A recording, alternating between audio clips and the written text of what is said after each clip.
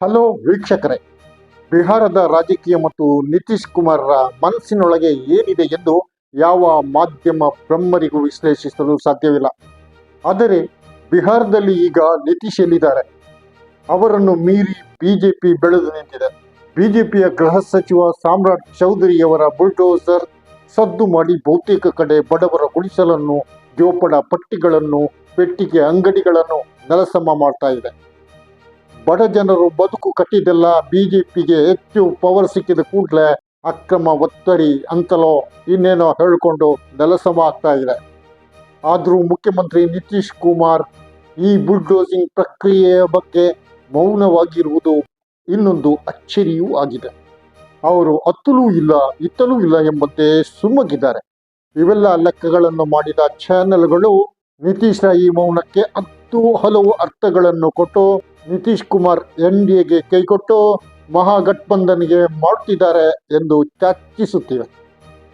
ಆದರೆ ವಿಧಾನಸಭಾ ಕಲಾಪದ ವೇಳೆ ನಿತೀಶ್ ಕುಮಾರ್ ಪ್ರತಿಪಕ್ಷಗಳಿಗೆ ಹೇಳಿದ್ದೇನು?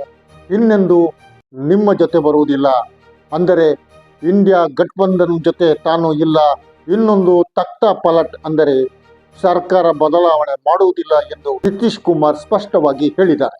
ನಿಮ್ಮ ಜೊತೆ 2 ಸಲ ಬಂದೆ, ಆಗ ಎಡವಟ್ಟು ಮಾಡಿದ್ದೀರಿ, ಆದುದರಿಂದ ನಿಮ್ಮ ಸಂಗಡ ತೊರೆದದ್ದು, ಇನ್ನೊಂದು ನಿಮ್ಮ ಜೊತೆ ಬರುವುದಿಲ್ಲ. ಬಿಹಾರ ವಿಧಾನಸಭೆಯಲ್ಲಿ ಸ್ಪೀಕರ್ಗೆ ವಂದನಾ ನಿರ್ಣಯ ಚರ್ಚೆಯ ವೇಳೆ ಆರ್ಜೆಡಿ ಶಾಸಕರತ್ತ ನೋಡುತ್ತಾ ನಿತೀಶ್ ಕುಮಾರ್ ಹೇಳಿದರು. ಹಾಗಿದ್ದರೆ ಚಾನೆಲ್ಗಳು, ಮುಖ್ಯವಾಗಿ ಯೂಟ್ಯೂಬ್ ಚಾನೆಲ್ಗಳು ಬಿಹಾರದಲ್ಲಿ ತಖ್ತ ಪಲಟ್ ಆಯಿತು, ನಿತೀಶ್ ಕುಮಾರ್ ಬಿಜೆಪಿ ವರ್ತನೆಯಿಂದ ಬೇಸತ್ತಿದ್ದಾರೆ, ಆರ್ಜೆಡಿಯ ತೇಜಸ್ವಿ ಯಾದವ್ ಮುಖ್ಯಮಂತ್ರಿ ಆಗ್ತಾರೆ, ಇನ್ನೇನೇನೋ ಹೇಳುತ್ತಿವೆ.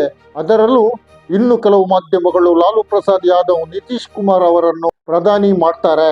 ಹೀಗೆಲ್ಲ ಸಾಮಾಜಿಕ ಮಾಧ್ಯಮಗಳಲ್ಲಿ ವಿಶ್ಲೇಷಣೆ ಒಂದೇ ಸಮನೆ ಬರ್ತಿರುವುದು ಯಾಕೆ? ಬರೇ TRP ಹೆಚ್ಚಿಸುವುದಕ್ಕ?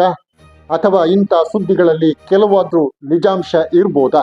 ಮೇಲ್ನೋಟಕ್ಕೆ ಇದೆಲ್ಲ ಸುಳ್ಳುಗಳ ಕಂತೆ ಎಂಬಂತೆ ತೋರಿ ಬರ್ತಾ ಇದೆ.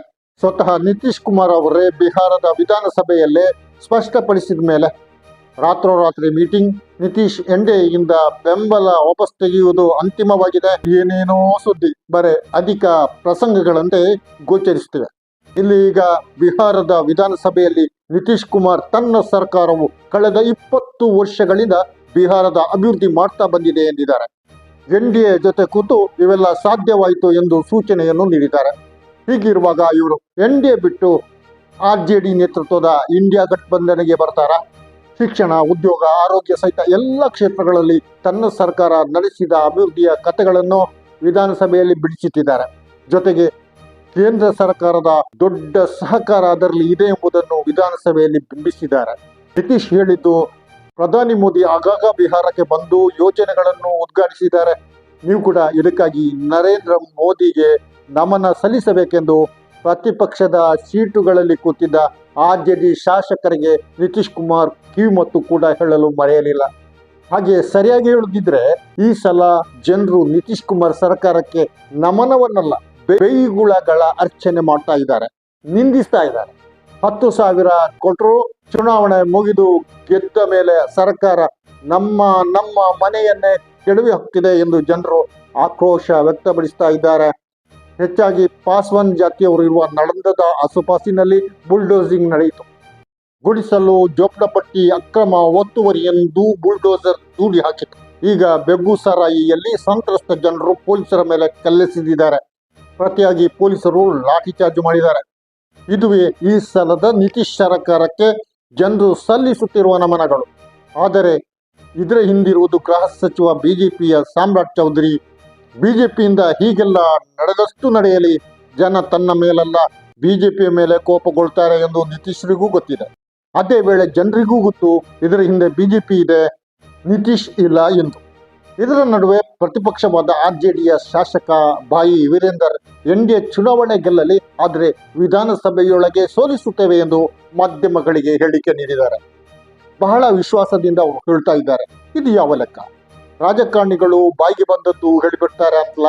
ಜನರ ಅಳು, ಕೂಗು, ಆಕ್ರಂದನ ಮುಗಿಲು ಮುಟ್ಟಿದಾಗ ನಿತೀಶ್ರಿಗೆ ಒಬ್ಬ ಮುಖ್ಯಮಂತ್ರಿಯಾಗಿ ಸುಮ್ಮನಿರಲು ಸಾಧ್ಯವಿಲ್ಲ. ಈಗಂತೂ ಅವರ ಮೇಲೆ ಬಿಜೆಪಿಯ ಒತ್ತಡ ಇದೆ, ಸುಮ್ಮಗಿದ್ದಾರೆ. ಆದರೆ ಹೆಚ್ಚು ದಿನಗಳವರೆಗೆ ಈ ಒತ್ತಡವನ್ನು ಸಹಿಸುವ ಜಾಯಮಾನವೇ ಅವರದ್ದೆಲ್ಲ ಕೊಡಗಿಕೊಳ್ಳುತ್ತಾರೆ.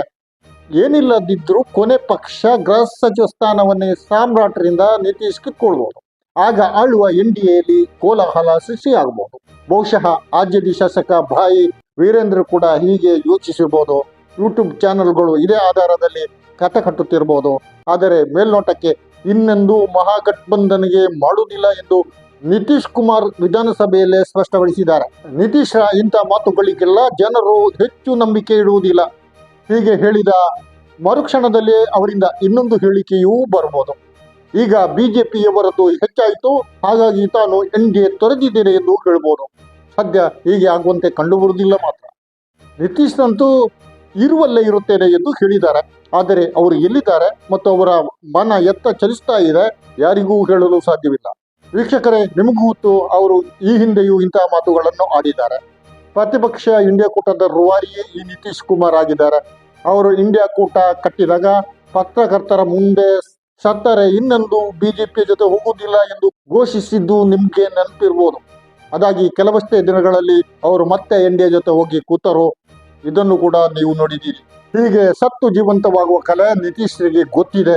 ಆರ್ಜೆಡಿಯ ಭಾಯಿ ವೀರೇಂದ್ರ ಸಿಂಗ್ NDAಗೆ ಸುಳಿವೇ ಸಿಗದ ರೀತಿಯಲ್ಲಿ ಅವರು ಯೋಚಿಸಲಾಗದ ರೀತಿಯಲ್ಲಿ ನಿತೀಶ್ ಕುಮಾರ್ ಇಂಡಿಯಾ ಕೂಟದೊಳಗೆ ಬಂದು ಕೂರುತ್ತಾರೆ ಎಂದಿರ್ಬೋದು. ವೀಕ್ಷಕರೇ, ಬಿಹಾರದ ರಾಜಕೀಯ ಎಷ್ಟು ವಿಚಿತ್ರವಾಗಿದೆ, ಆದರೂ ಬಹಳ ಕುತೂಹಲವನ್ನು ಕೇಳುತ್ತಾ ಇದೆ. ನಿಮ್ಮ ಅಭಿಪ್ರಾಯ ಏನು? ಈ ಹೊತ್ತಿನ ಚರ್ಚೆ ಇಷ್ಟೇ. ಇನ್ನೊಂದು ಕಾರ್ಯಕ್ರಮದೊಂದಿಗೆ ಇನ್ನೊಮ್ಮೆ ನಿಮ್ಮ ಮುಂದೆ ಬರುತ್ತೇನೆ. ಸಬ್ಸ್ಕ್ರೈಬ್ ಆಗಿ, ಶೇರ್ ಮಾಡಿ, ಕಮೆಂಟ್ ಮಾಡಿ. ನಾನು ಆರ್ಫ ಮಂಜಿ. ಜೈ ಹಿಂದ್.